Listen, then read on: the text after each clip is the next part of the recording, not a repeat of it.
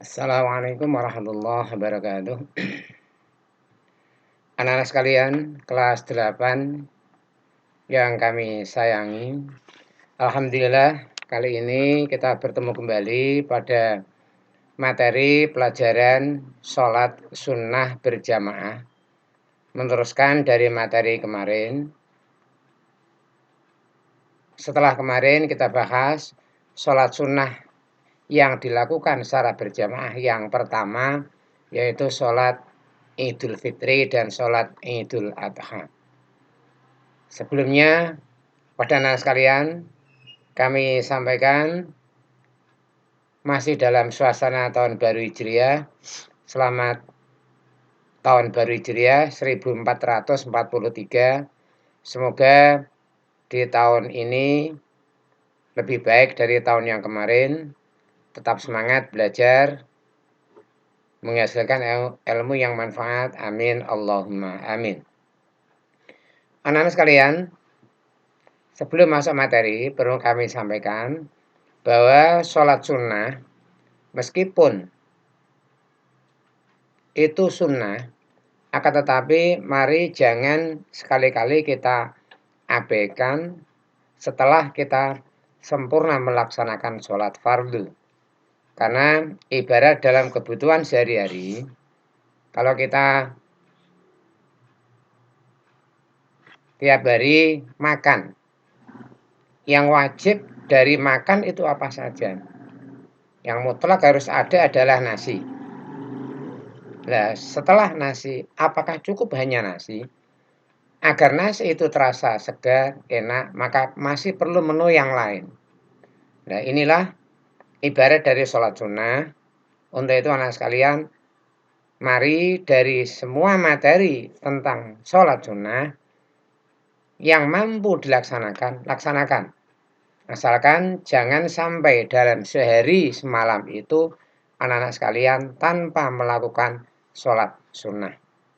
Untuk penyempurna sekaligus menutup kekurangan-kekurangan dari sholat fardu kita di samping pahala-pahala yang telah disampaikan oleh Rasulullah dalam hadisnya. Untuk kali ini kita masuk pada sholat sunnah berjamaah yang kedua, yaitu sholat tarawih. Sholat tarawih sudah tidak asing lagi dalam pendengaran kita apa itu sholat tarawih. Sholat tarawih adalah sholat sunnah yang dilaksanakan khusus pada malam hari di bulan Ramadan. Khusus pada malam hari di bulan Ramadan.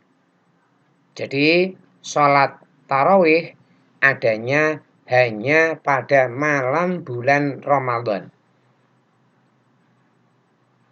Karena adanya hanya pada malam bulan Ramadan, maka terasa sangat istimewa dan teramat, kalau dalam bahasa Jawa, eman banget apabila kita tidak melaksanakan. Untuk itu, anak sekalian yang sudah, karena kalian sudah kelas 8, jadi sudah mendekati balik, insya Allah untuk sholat tarawih anak-anak sekalian sudah tidak asing lagi.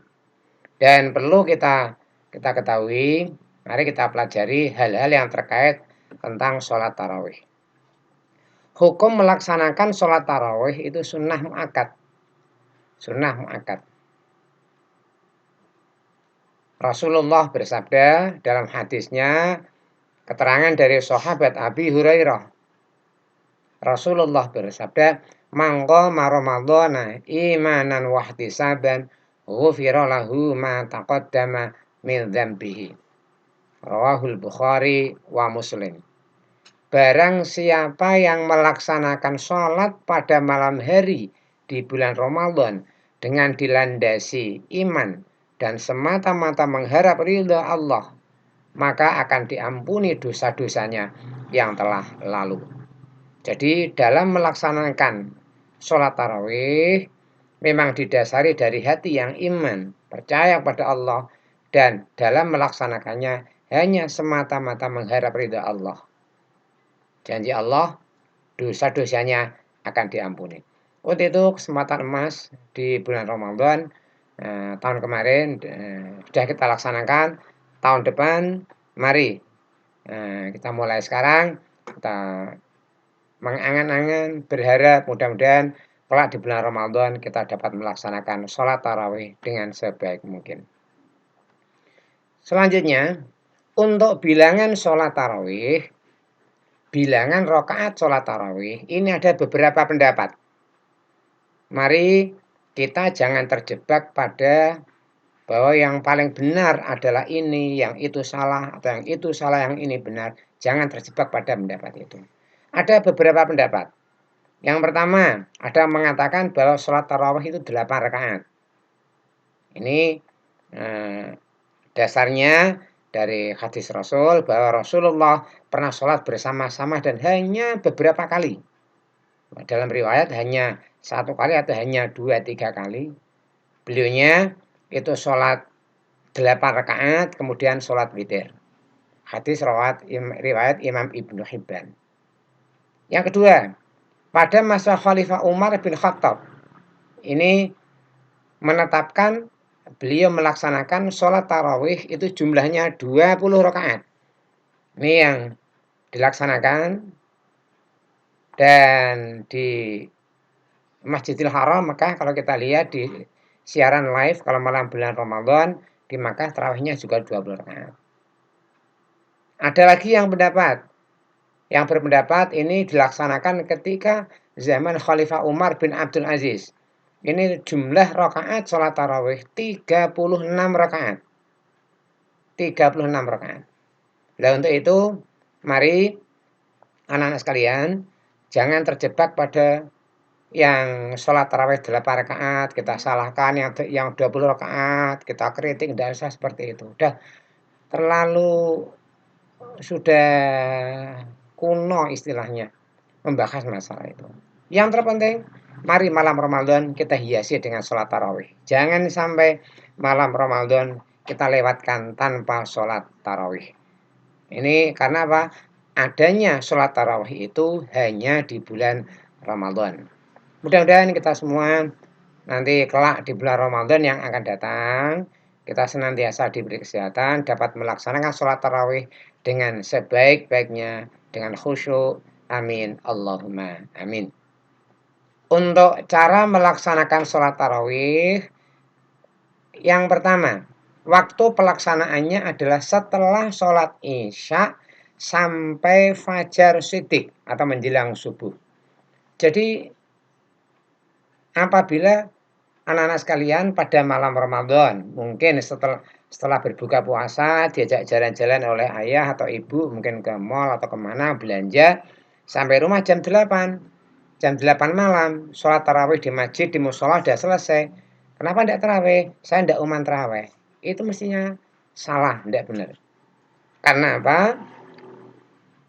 Waktu melaksanakan sholat tarawih itu setelah sholat isya sampai menjelang terbitnya fajar shidik atau menjelang subuh. Untuk itu, mari jangan sampai tidak melaksanakan sholat tarawih karena alasan sudah ketinggalan jamaah di masjid atau di musola. Sholat sendiri di rumah. Sholat sendiri di rumah. 2 rakaat salam, 2 rakaat salam. Untuk niatnya, kalau dilafalkan itu usolli sunnata tarawih raka'ataini. Kalau jadi imam, imaman lillahi ta'ala. Kalau jadi makmum, makmuman lillahi ta'ala. Kalau sholat sendirian, langsung saja usolli sunnata tarawih raka'ataini lillahi ta'ala. Aku niat sholat tarawih 2 rakaat lillahi ta'ala. Sah. Gitu. Demikian. Untuk bacaan surat-suratnya, monggo yang hafal silakan apa saja.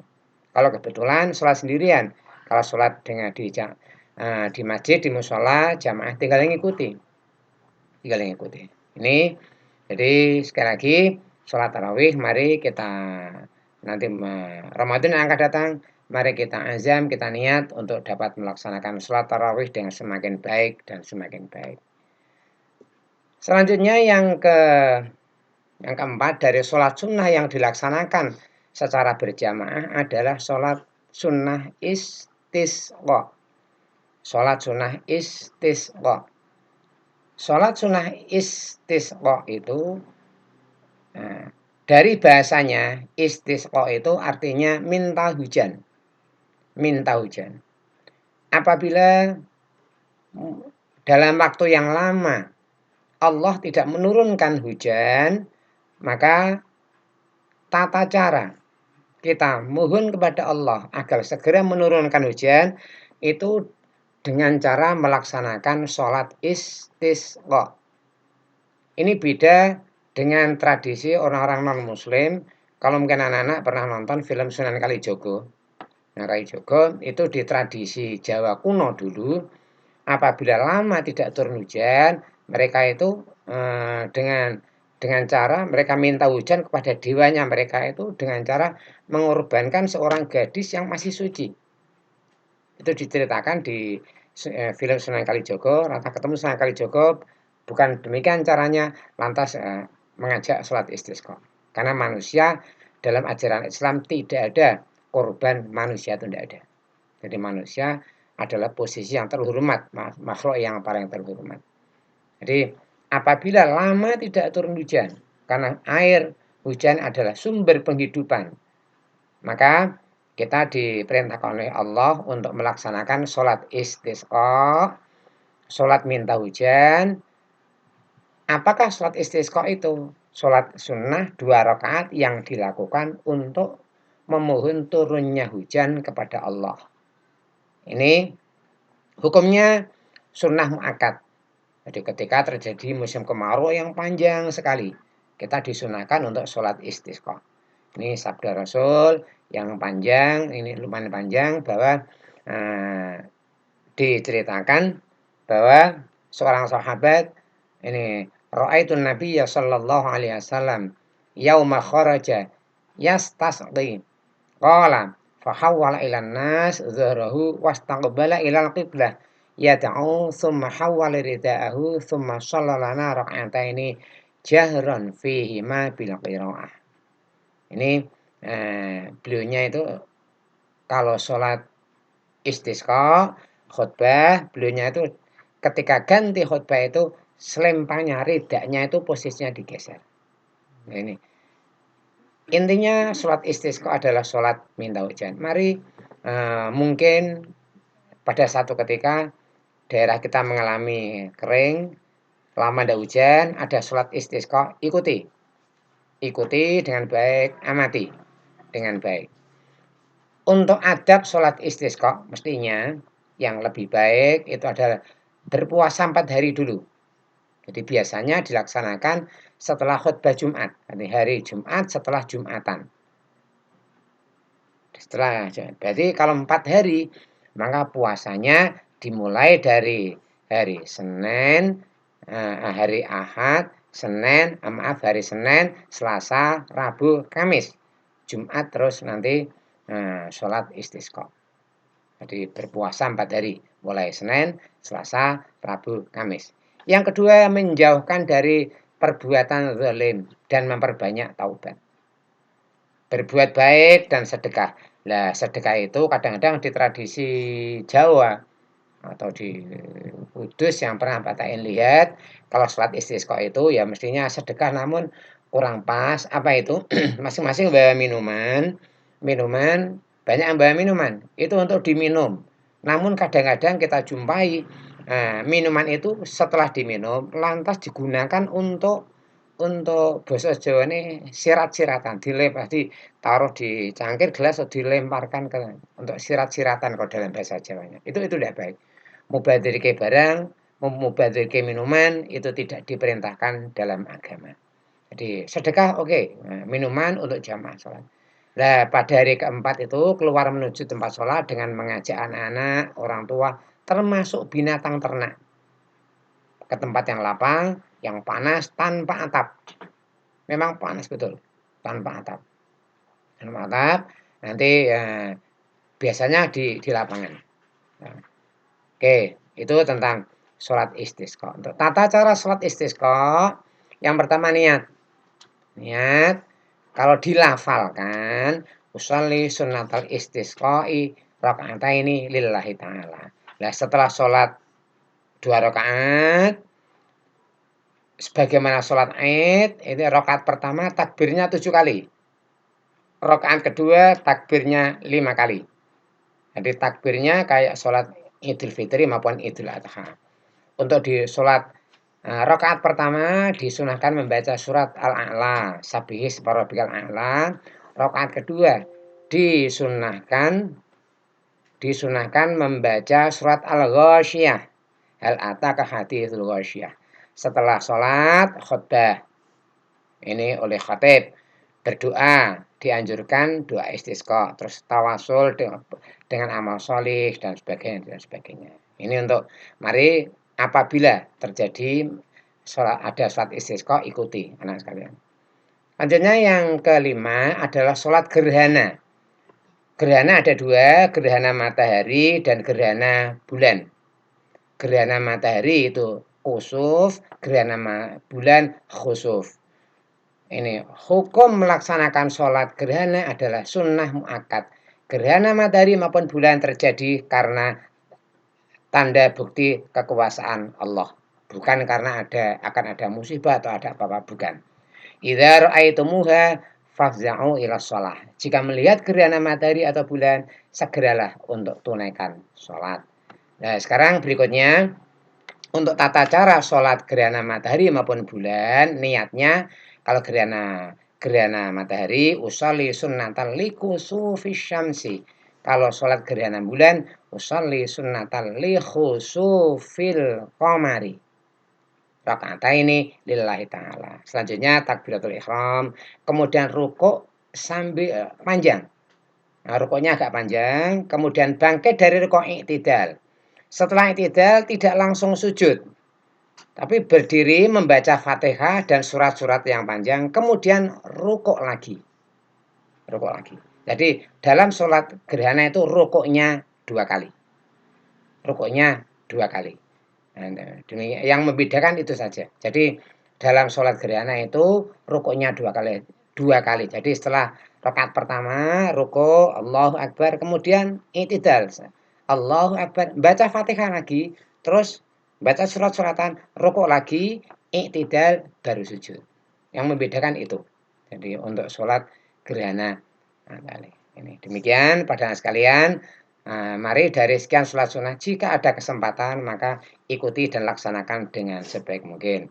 Ini sebagai sholat sunnah penting kita laksanakan sebagai tanda bukti kesyukuran kita kepada Allah, sekaligus untuk menutup kekurangan dari sholat fardu kita, di samping pahala-pahala yang akan kita peroleh dengan kita melaksanakan sholat sunnah. Dengan melaksanakan sholat sunnah, insya Allah diri kita akan semakin sehat, semakin baik. Ibarat kita makan, menunya banyak, maka vitamin yang masuk semakin banyak. Demikian dipelajari yang ada pada slide untuk dirangkum, ditulis di buku tugas. Demikian, terima kasih. Semoga tetap sehat. Assalamualaikum warahmatullahi wabarakatuh.